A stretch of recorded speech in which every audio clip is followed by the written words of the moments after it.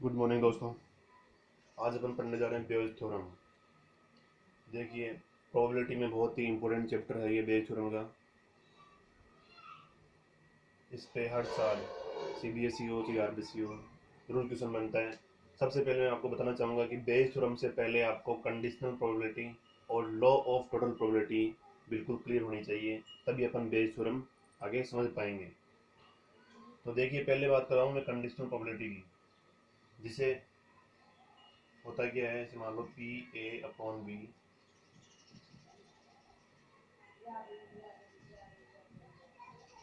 P A into B upon P B, ये दो फॉर्मूले अपन ने पढ़े हैं।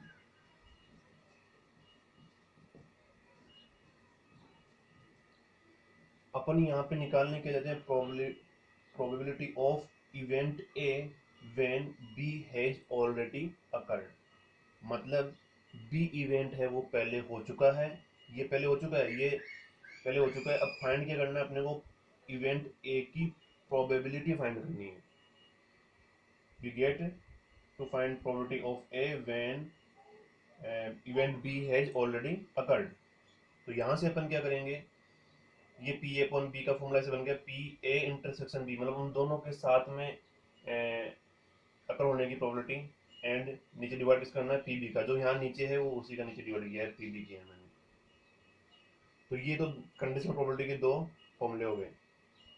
इसके बाद में यहीं से ही मैं इन दोनों से बेस थ्योरम का एक फॉर्मूला बनाऊंगा, वो बाद में बनाऊंगा, लेकिन उससे पहले अब ये समझते हैं कि लॉ ऑफ टोटल प्रोबेबिलिटी क्या है। तो इसके लिए अपन एक क्वेश्चन लेते हैं। लॉ ऑफ टोटल प्रोबेबिलिटी के लिए अपन एक क्वेश्चन लेते हैं कि सपोज दो बैग हैं, एक तो है बैग वन, एक है बैग टू। सपोज कीजिएगा दो बैग हैं, बैग वन और बैग टू। अब जो बैग वन है, इस बैग में चार तो व्हाइट बॉल और तीन रेड बॉल हैं, और बैग टू है उसमें तीन तो व्हाइट बॉल और प्लस दो रेड बॉल है। अब बोल दिया जाए कि एक रेड बॉल अपने को फाइंड करनी है, तो उसकी प्रोबेबिलिटी क्या है? अपने को दो बैग दे रखे हैं, एक बैग में चार वाइट और तीन रेड बॉल है, एक बैग में तीन वाइट और दो रेड बॉल है। अब बोला जा रहा है कि रेंडमली अपने को चूज करना है। अब कुछ भी चूज कर सकते हैं, बैग वन भी चूज कर सकते हैं, बैग टू भी चूज कर सकते हैं।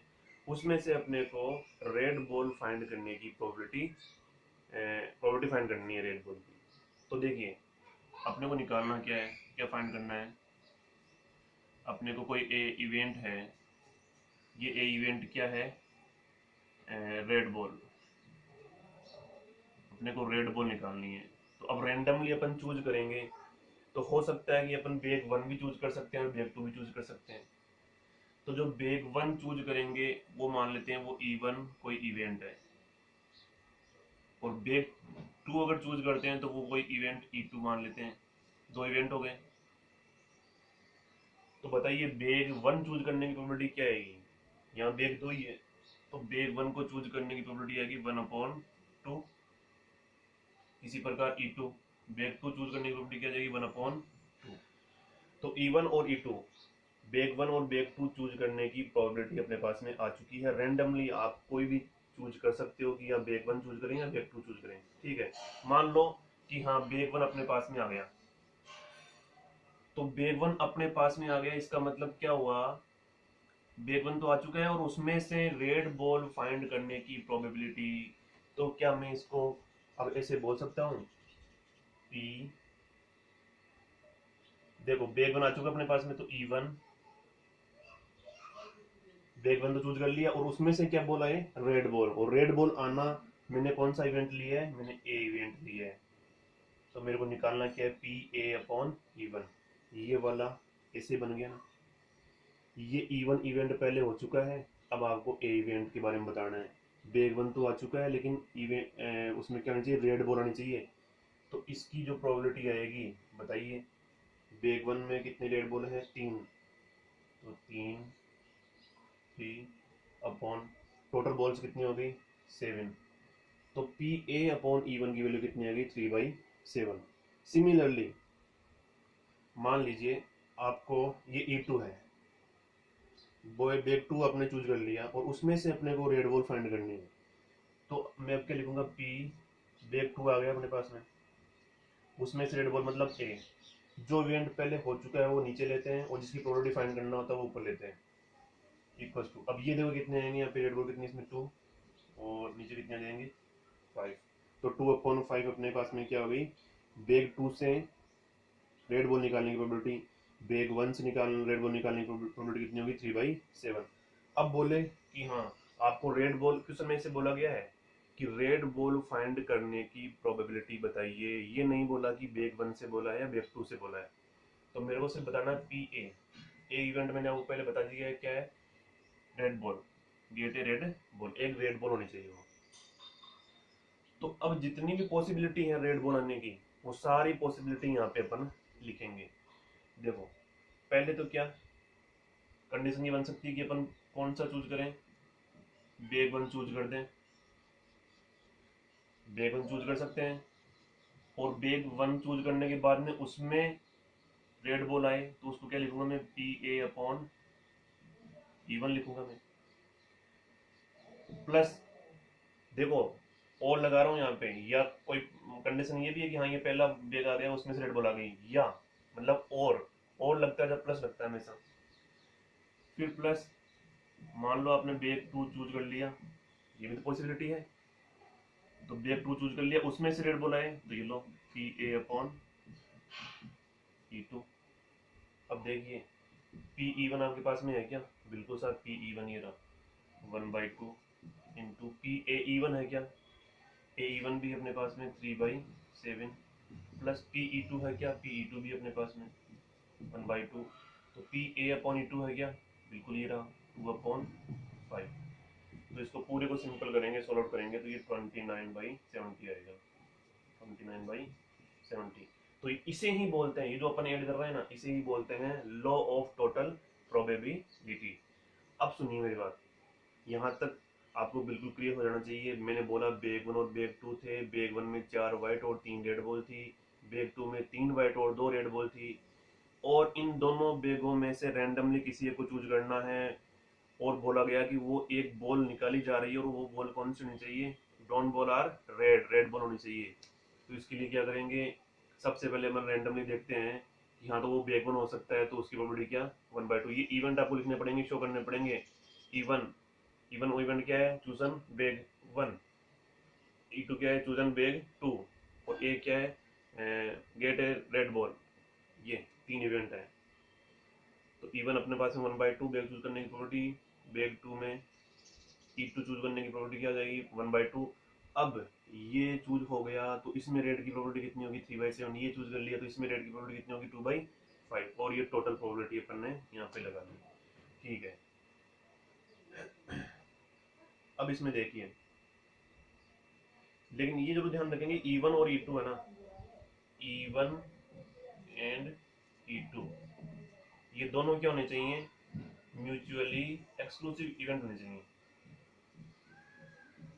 म्यूचुअली एक्सक्लूसिव इवेंट, जिसको हिंदी में बोलेंगे असंयुक्त,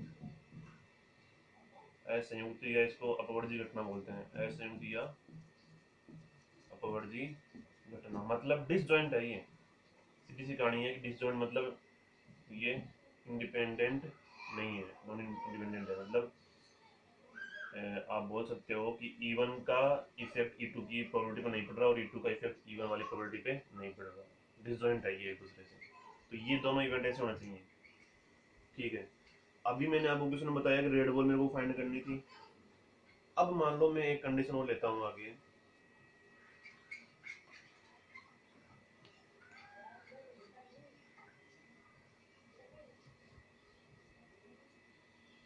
अब मान लो मैं आपको बोलूँ कि आपने, चलो 2 बॉल बैग थे उसमें से रेड बॉल तो निकाल ली, रेड बॉल तो अपन ने निकाल ली, लेकिन वो जो रेड बॉल निकाली है, अभी यहाँ पे क्वेश्चन कंप्लीट हो गया था वो तो अपना, ये प्रोबेबिलिटी अपन निकाल चुके हैं रेड बॉल की।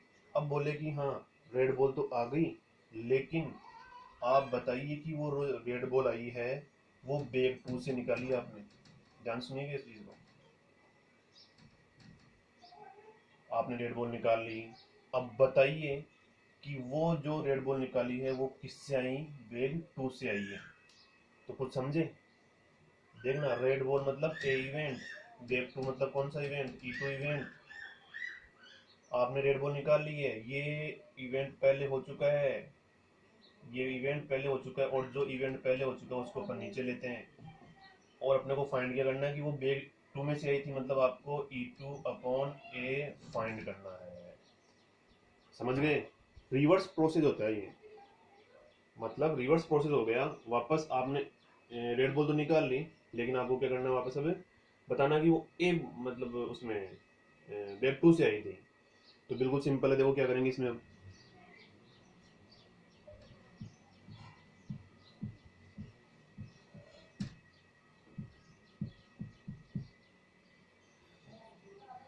सुनिए,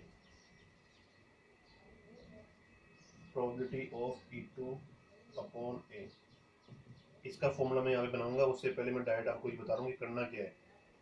आपको ये बताना है कि जो बॉल आई है, रेड तो आ गई है, लेकिन वो किस में से आए, E2 में से। तो पहले मतलब आपको करना क्या है, आपको करना है कि पहले तो बेग भाई फेवरेबल आउटकम तो निकालें कि हाँ बेग E2 चूज करें, उसकी प्रोबेबिलिटी इनटू, अब E2 चूज कर लिया तो उसमें से रेड बॉल आए, उसकी क्या प्रोबेबिलिटी, E2 चूज हो चुका है तो मतलब E2 नीचे और ए ऊपर, अपॉन ये तो उस रेड बॉल कौन से में से, बेग 2 में से आने की प्रोबेबिलिटी, इवेंट फेवरेबल आउटकम हो गई। तो अब टोटल जितने भी रेड बॉल आ सकती हैं वो सारे के सारे टोटल आउटकम अपने को नीचे शो करने हैं। तो कौन कौन से हो गए, तो E1 वाला कर दो यहाँ पे, लो P E1 into P A upon क्या हो जाएगा, E1। ये देखो E1 मतलब बेग E1 चूज कर लिया फर्स्ट वाला, उसमें रेड बॉल, फिर प्लस या आप पी E2 और पी दूसरा बेग चूज कर लिया, और उसमें क्या करेंगे, ए अपॉन E2। तो दोबारा सुन लीजिए, अपने को क्या निकालना है, पी E2 अपॉन ए निकालना है। तो पहले E2 तो चूज करें, तो E2 चूज करने लो, पी E2 इंटू उसमें से रेड बॉल ए अपॉन E2। अब टोटल रेड बॉल कहाँ कहाँ से फाइंड कर सकते हैं, वो अपॉन में लगा दो। तो ये अपना फॉर्मूला बन गया। तो इस क्वेश्चन के अकॉर्डिंग आंसर क्या रहने वाला है, देखिए पी E2 अपने पास में है, पी ए अपॉन E2 अपने पास में है। पी E2 कितना है बताइए, P E2 1/2 into P A upon E2 कितना है, पी ए अपॉन E2 अपने पास में है, ए अपॉन E2 ये रहा 2/5। और ये चीज देख लीजिए मैंने अभी नीचे निकाली है, ये पूरी टोटल लॉ प्रोबेबिलिटी में आ गई है। तो कितना आया था वो, 29/70, और इसको अपन सोल्व कर लेंगे, अपने आंसर आ जाएंगे। अब ब्रीफली मैं आपको एक चीज और बता देता हूँ। देखिए कंडीशनल प्रोबेबिलिटी की अपन ने दो आइडेंटिटीज पढ़ी है अभी। इसमें क्या है, P A upon B, P A already occurred and find to probability of event A. ठीक है, इसको अपन ने ऐसे कर लिया। देखिए मैं यहाँ से क्या काम कर रहा हूँ, मैं इस चीज़ को यहाँ क्रॉस मल्टीप्लाई कर रहा हूँ, तो यहाँ पे क्या रहेगा, P A intersection B equals to, इस पे जो मल्टीप्लाई कर दो पी बी और पी ए अपॉन बी। ठीक है, यहाँ से भी देखिए P B intersection A equals to, इस पे क्रॉस मल्टीप्लाई कर रहा हूँ तो पी ए और ये आ जाएगा पी बी अपॉन ए। अब देखिए ए इंटरसेक्शन बी और बी इंटरसेक्शन ए दोनों सेम है, ये तो दोनों सेम है, तो ये अगर एल एच एस इक्वल है तो आर एच एस भी इक्वल होंगे। तो वहां से क्या बनेगा, P B P A upon B equals to P A P B upon A. Okay, अब मान लो इस पी बी को मैं नीचे ले जाऊँ तो क्या बनेगा, P A upon B equal to क्या आएगा, P A P B A P B upon A upon P B. यहाँ से मैं बी वाले को नीचे लेके गया हूँ तो मेरे पास में ये एक क्वांटिटी मिली, मेरे क्वांटिटी यही है, यही आपकी बेस थ्योरम का स्टेटमेंट है। क्या आपको फाइंड करना है probability of A when B has already occurred. मतलब क्या होगा, पहले यहाँ पे देखो पी ए इवेंट चूज किया जाएगा, फिर ए इवेंट आ गया, नीचे आ गया, देखो उसमें से क्या बी कोई भी इवेंट हो सकता है, बी ऊपर आ गया, अपॉन ये नीचे वाला नीचे रहेगा। इसी तरह से इस ए को भी नीचे लाके आगे बनाओगे, देखना यहाँ से क्या बन जाएगा, इस ए को उधर लेके जाओगे तो ये बनेगा पी बी अपॉन ए, ये इसके नीचे लेके जाओ तो P B P A upon B upon P A, ये लीजिए। तो यही है बस आपकी बेयस थ्योरम का जो मेन कंसेप्ट है वो यही है। इसको आप दोबारा देखें, इससे पहले वाले क्वेश्चन को दोबारा करें और एग्जाम्पल करने की कोशिश करें। धन्यवाद।